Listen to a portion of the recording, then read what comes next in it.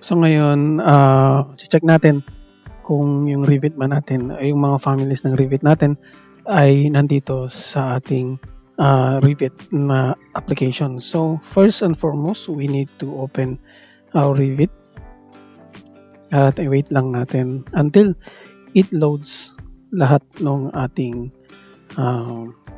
Revit na welcome screen.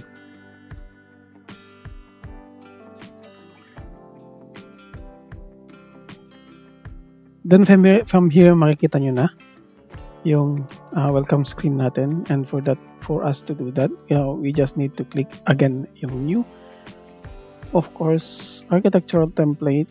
Okay, then from here, if you are loading some of the families, like if you are going to the window family, makikita nyo ilan lang yung mga nanditong Windows na family. Especially kung i-click nyo din dito sa project browser nyo, meron kayong families dito.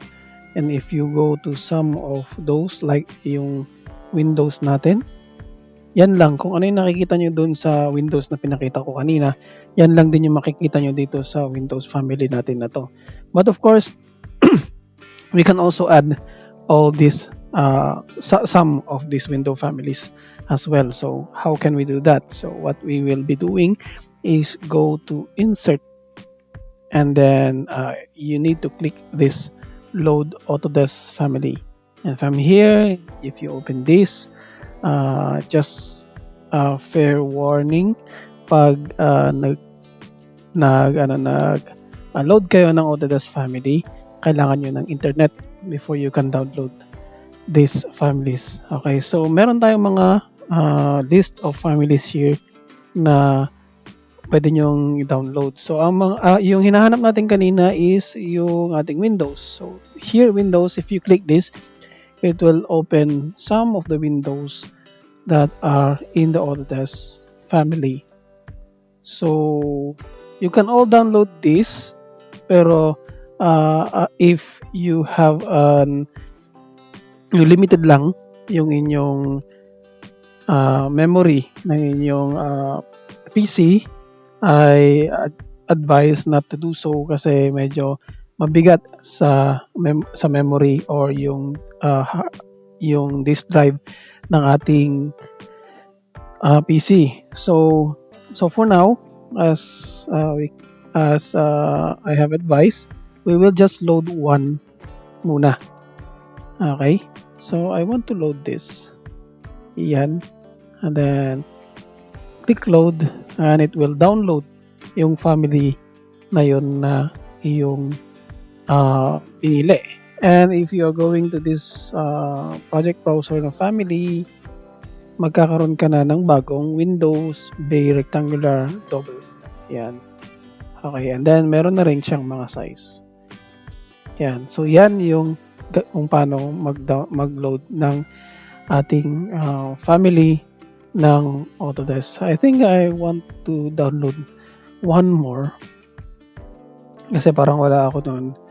I will download yung saan ba yun? Columns. Yan, we have all types of columns. So you can see there all the columns that you want to put. Maybe I just download this rectangular column at columns na rectangular na timber. Load natin yan. And meron na kasing na-download na rectangular column yung naunang clinic ko kanina. So we'll just click on this override existing version or override existing version and its parameter values, and just override that. Another one that I want to download is yung parameter. May walls. Walls. Wala tayong walls. Openings, generic model, lighting, marks, mechanical, ducting, curtain walls, conduit. Okay. So, wala na akong gustong i-download dito. So, it's now up to you to download all these Autodesk family. So that's it. That's how you can download all these families. Okay?